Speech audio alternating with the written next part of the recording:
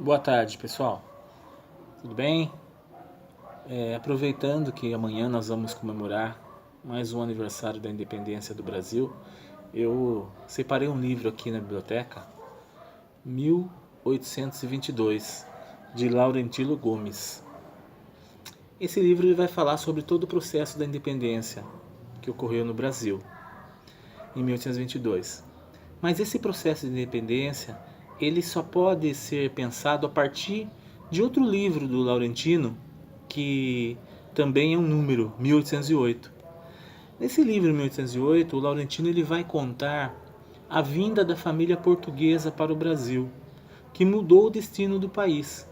Porque antes da vinda de Dom João VI para o Brasil, o país ele vivia o pacto colonial, ou seja, o Brasil foi descoberto pelos portugueses, né? Descoberto entre aspas, ou seja, alguns dizem tomado posse em 1500. Todo esse tempo até 1800, 1822, passaram-se 300 e alguns anos. E o Brasil vivia sobre um pacto colonial. O que era o pacto colonial? Era uma série de leis e de normas que impediam o Brasil de crescer. Por exemplo, existia uma lei que impedia que existissem manufaturas no Brasil. O Brasil não podia comercializar com nenhum outro país a não ser com Portugal. Ou seja, nós brasileiros, é claro, eu e você não estávamos lá, mas aquelas pessoas que viveram antes de nós, elas simplesmente tinham que fazer tudo simplesmente para produzir para Portugal. É claro que existia uma certa economia ali que fugia um pouco desse esquema. Existem historiadores modernos que têm feito uma releitura da história do Brasil e realmente percebido que existia uma economia também que fugia um pouco disso, mas no geral nós estávamos bastante amarrados a esse pacto colonial. E quando Dom João VI vem de Portugal, ele sai de Portugal com toda a família, 15 mil pessoas, além de toda a família, alguns nobres que acompanhavam o, o soberano. E essa história pode ser vista até num filme famoso que é da Carlota Joaquina, onde vai contar um pouco dessa história, dessa vinda dos portugueses para cá. E por que eles vêm para o Brasil? Porque Portugal, até 1808, ela fazia comércio com a Inglaterra. E a maioria dos países, a Inglaterra era a grande potência mundial da época. E só que havia um problema. Naquela época, Napoleão Bonaparte começava a reinar na França, de 1799 até 1815. Napoleão dominou toda aquela parte ali da Europa porque ele tinha uma política bastante agressiva. Ele queria industrializar a França, que até há pouco tempo antes da Revolução Francesa era feudal, e nessa tentativa de industrialização ele queria se opor à inimiga Inglaterra. E ele percebia que a Inglaterra tinha um comércio muito com os países, né, ganhava muito dinheiro com isso. Então, para ele tentar, assim, de certa forma, diminuir o poder inglês sobre as colônias, ele baixou um decreto dizendo assim: olha, a partir de hoje, nenhuma nação pode comercializar com a Inglaterra.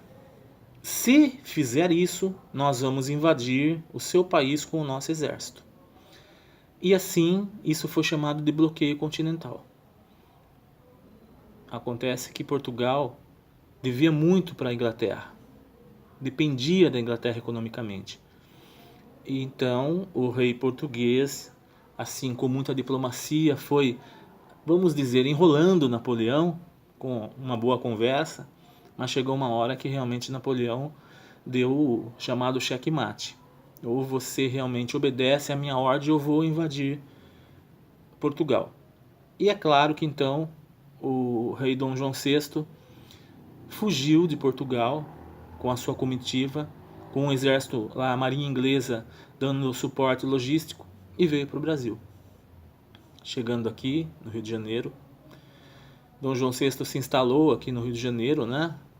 E É claro que também mudou totalmente o cenário do Rio de Janeiro.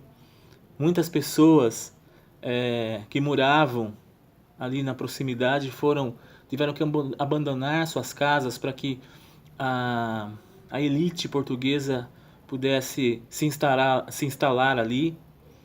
Então, assim, com isso, quando Dom João VI chegou aqui, é que começou exatamente a mudança do Brasil que levou à independência. Por quê? Porque era preciso modernizar o país, afinal, agora não era apenas uma colônia. Nessa colônia estava o soberano, estava a corte portuguesa, estavam aqueles que um dia tomaram posse do país. Então, Dom João VI, ele abre os portos. Ou seja, o Brasil que antes apenas fazia comércio com os portugueses, começa a comercializar com outros países. Cria-se o Banco do Brasil. E o nosso Museu Nacional foi criado na época de Dom João VI, que deu início toda a organização do museu, trouxe algumas coisas para o museu que não existia nada ainda, porque não tinha sido criado, e que infelizmente depois de 200 anos nós acabamos assim perdendo grande parte do acervo. É claro que tudo isso nos leva depois a alguns anos, quando em 1821 as cortes portuguesas obrigaram Dom João VI a voltar para Portugal. Dom Pedro I fica aqui no Brasil e uma série de situações vão acontecendo que fazem com que no dia 7 de setembro de 1822 ocorra a proclamação da independência. Também muitas pessoas não sabem, mas houve uma guerra para que o Brasil continuasse sendo independente a partir daquele momento. Houve sim, em alguns estados como a Bahia, por exemplo, guerra por conta de que as tropas portuguesas ali estavam e foi preciso mobilizar um exército para vencer essas tropas. E também tivemos que pagar uma multa pelo reconhecimento, né, da independência do Brasil. Então, 2.000 libras esterlinas foram pagos na época para a Inglaterra para que essa reconhecesse a nossa independência.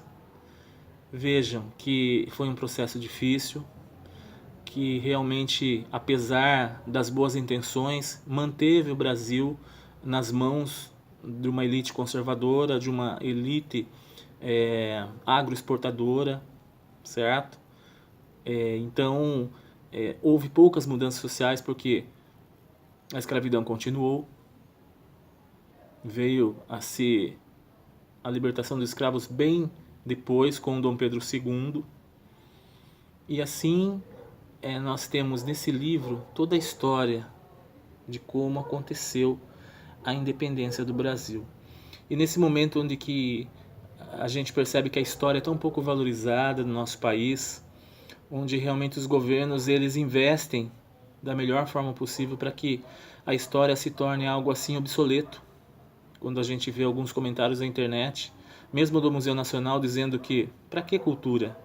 Deixe queimar, não dá lucro. Como se o lucro fosse a única coisa importante dentro de um país. Um país sem cultura, um país sem história, sem identidade. Será que os outros países aí fora não valorizam a sua história?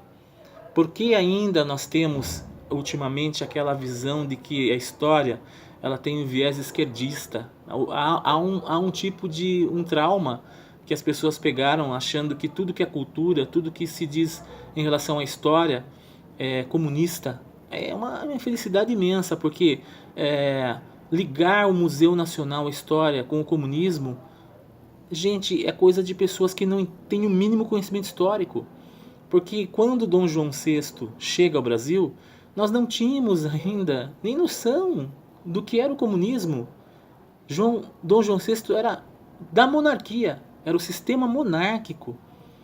Nós não tínhamos nem imaginado ainda que existiria depois, lá em 1917, a Revolução Russa, com a ideia de Marx, né, depois de muito tempo, com o socialismo científico, e depois de todos os erros que cometeram em relação a isso. Não nos cabe aqui uma questão ideológica, mas de lembrar que a história ela não está simplesmente atrelada a um tipo de pensamento ideológico. A história é a história do mundo, é a história das nações, e ela não tem apenas um viés esquerdista.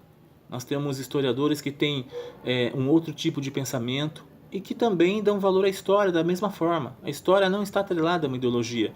A história é uma ciência que ela cuida do tempo, dos tempos, das coisas que acontecem no tempo. E como é importante, através da história, quando eu compreendo a história, quando essa história me mostra onde eu errei, os passos que eu não devo tomar, as nações, o que elas erraram, o que elas podem melhorar. A história é muito importante.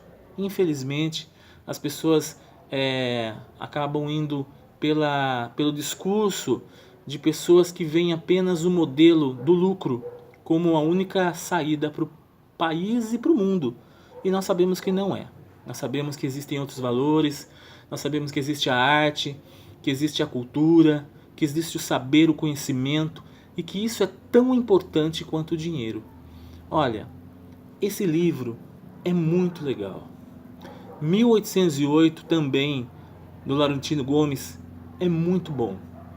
É claro que é um livro diferente, que talvez você não esteja acostumado a ler, porque envolve acontecimentos históricos que muitas vezes estão tão distantes da gente que parece não nos interessar.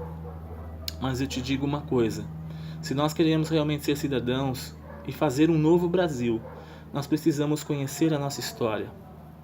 Aproveite, tire muitas vezes esse preconceito que você possa ter contra esse tipo de livro.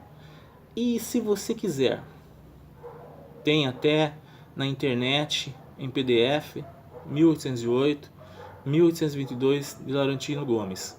Boa leitura e que nós possamos aprender um pouco mais do nosso país para que esse país também possa ser melhor. Boa tarde.